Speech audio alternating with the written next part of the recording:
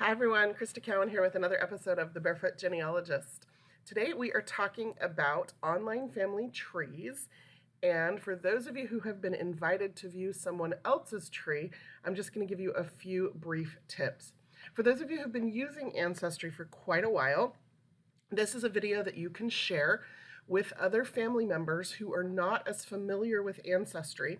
It'll walk them through the process of accepting a tree invitation and then give them some basic navigational tips. One of the things that we've discovered is that for people who are not genealogists, they are interested in the family stories and the work that the family genealogists are doing, but because they're not familiar with Ancestry or have never been involved in family history before, they aren't quite as clear on how to accept the tree invitation. Once they get into the tree, now what do they do? So that's what we're going to cover today. For those of you who've been invited to an online family tree, let me just explain a couple of things. First of all, if you already have an Ancestry subscription, you're going to want to click the Go to Tree link in the email that you received from whoever it is that invited you to view their tree. Then you're going to want to log into your Ancestry account. And once you're there, if you click on Trees and then Create and Manage Trees, which is at the bottom of the list, and then you can go to the Trees Shared with Me link. Let me show you where that's going to be and what that's going to look like. So I'm going to come in here, I'm going to click on Trees. I'm going to click on Create and Manage Trees. Excuse me. And then I'm going to click on Trees Shared with Me. And you're going to see the tree there that you've been invited to. You'll see the date it was last modified, your role in the tree, we'll talk about that more here in just a minute, who it is that shared the tree with you, and then if you want more information about the tree, or if you don't want access to that tree anymore, you can click Remove from List.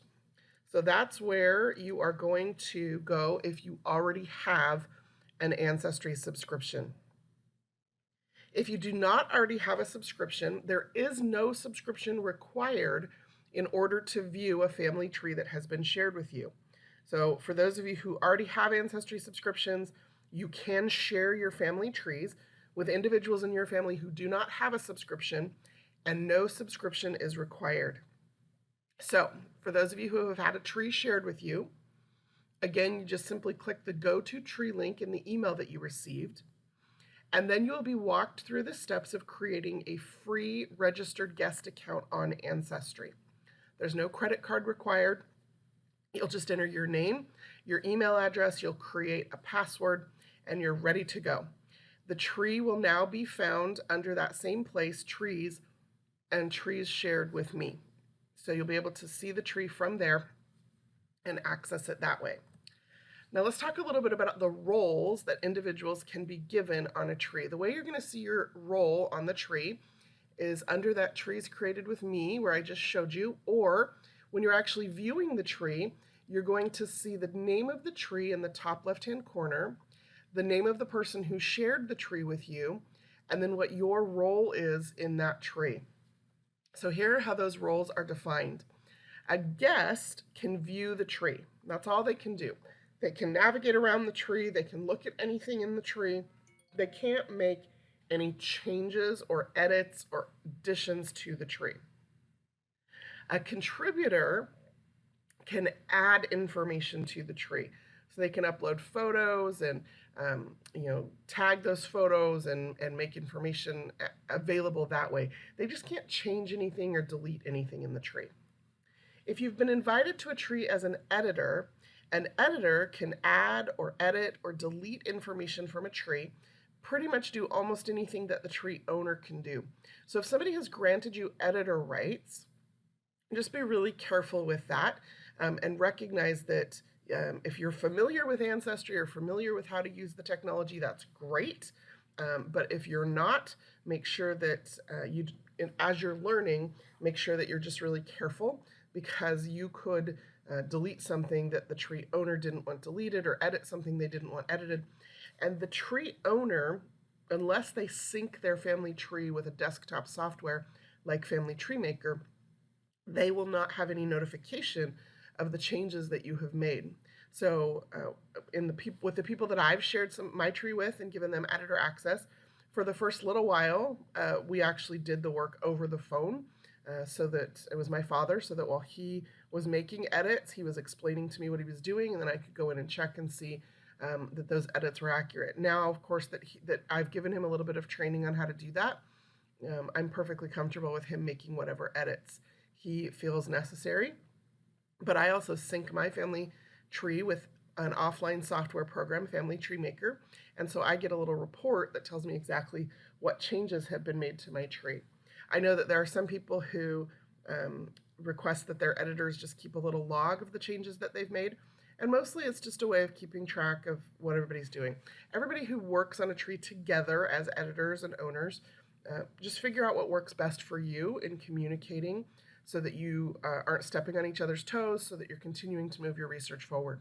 That's what it's about anyway, is if we're working on trees together as owners and editors, we want to make sure that we're moving our family history forward and not stepping on each other's toes, not getting into conflict with each other over what's been changed or added or edited or deleted.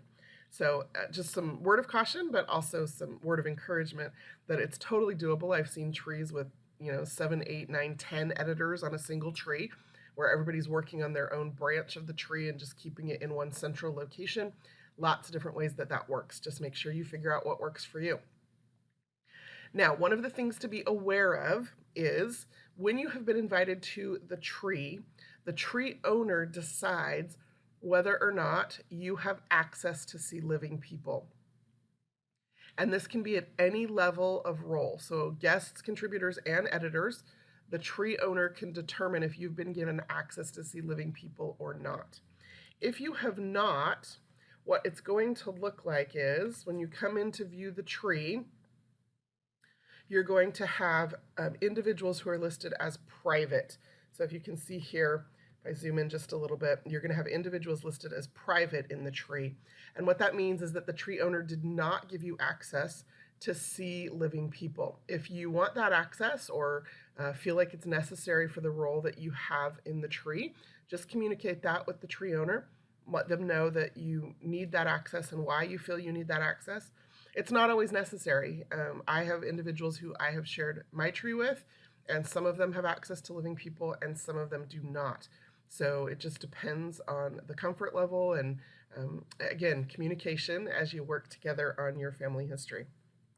So just be aware that if they have not shared information about living people with you, you will see that word private on some of the individuals in the tree, and that's what that means. Okay, let's move on to navigating the tree. Again, I want to keep this as brief as possible for those of you who are brand new to Ancestry or have just had a tree shared with you. I don't want to overwhelm you too much. We do have lots of videos online here on the YouTube channel that talk about all of the different ways to navigate the tree. So if you've been given contributor or editor access to a tree, please feel free to go watch some of those other videos to get you up to speed on how to use a family tree, how to work with it, how to add information. All of that is available online on our YouTube channel. But if you have just been invited as a guest and this is the first time you've ever looked at a family tree, I just want to make sure that you know a little bit about how to navigate the tree. So there are two basic profiles, or two basic views rather, that we're going to use. One is called the tree view, and that's the default where you land when you go into a tree. And then the other one is called the profile view. So this is our tree view. When you first click through to view the tree, after you've gone through the process of setting up your registered guest account, this is where you're going to land. You'll notice I've got some image viewer tools over here to zoom in and out. I can click and drag around the tree. Now this is what we call family view. So basically I've got this home person right here and his spouse and their living children. And then over here I've got his sisters. And then these are the parents of these children here. And if you can just keep climbing up the family tree this way. Okay, so anything in the same line is a sibling or a spouse. And anything the line above, where there's little lines that connect things, these are the parents. And then these are the siblings and spouses of those parents. So that's just kind of the easy way to navigate the tree. And it's called Family View. Over here on the left-hand side, you have these two little icons. One is for Family View, one is for Pedigree View. So if I click on Pedigree View, what it's going to do is it's going to just turn that family tree on its side.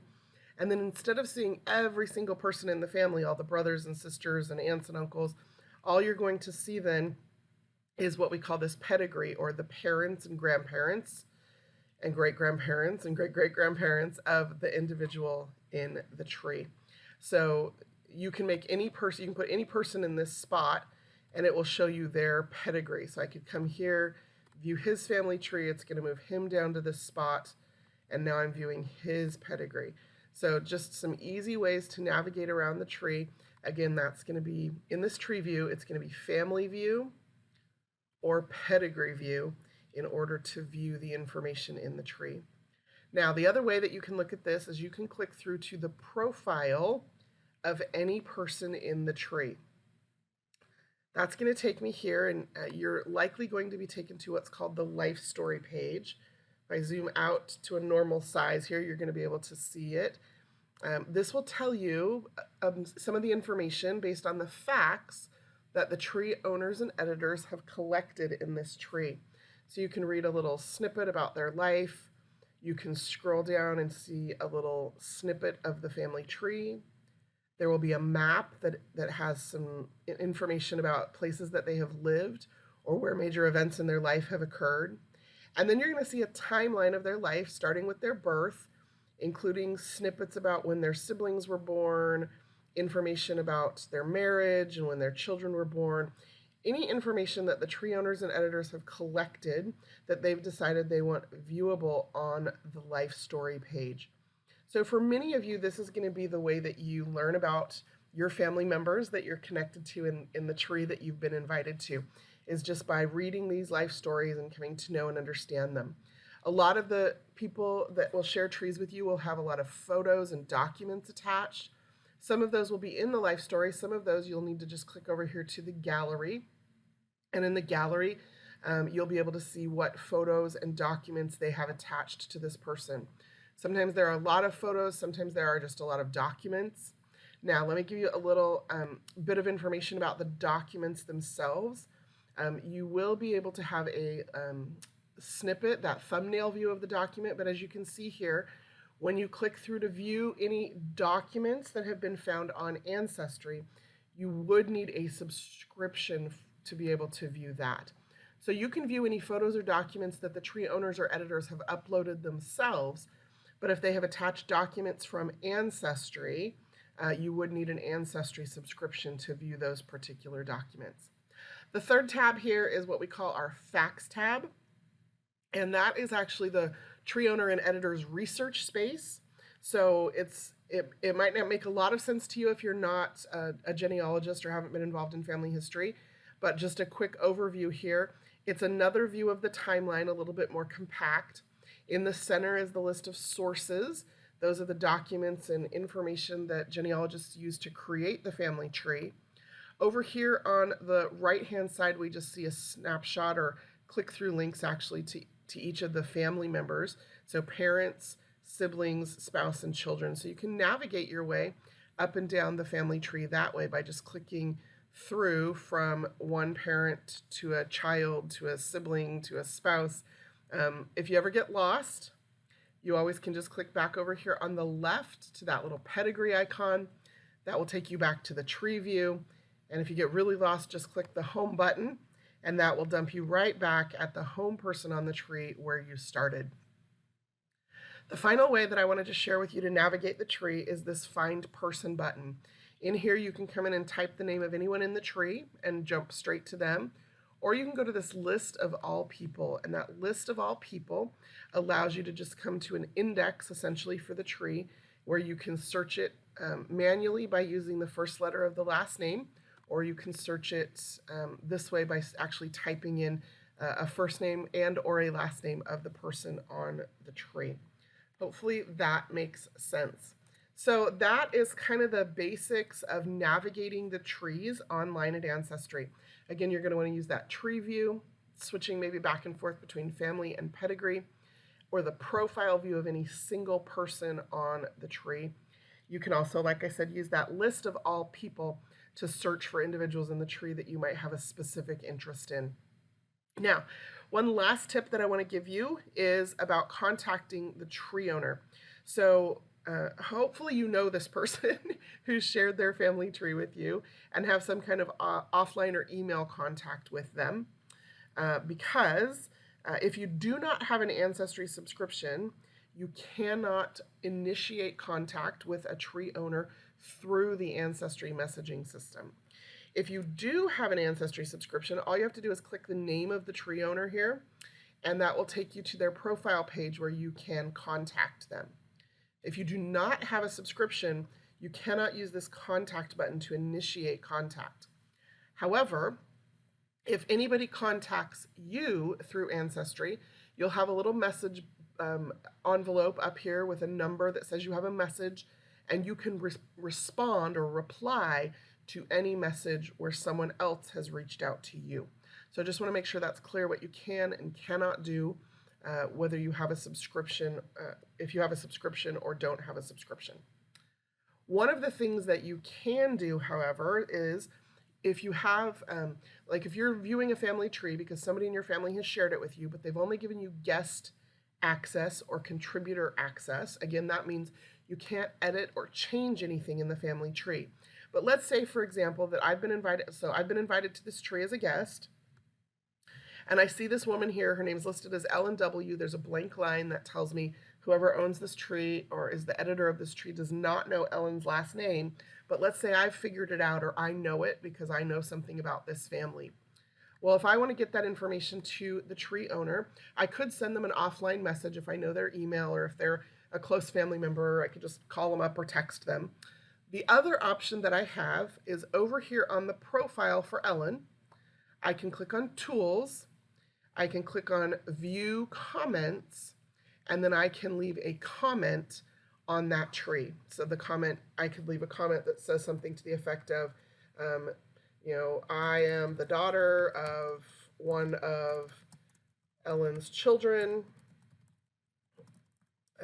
My father said that his mother's maiden name was Williams, and click Submit, and then that comment goes on that tree attached to Ellen, and anyone who views this tree will be able to see that there's a comment.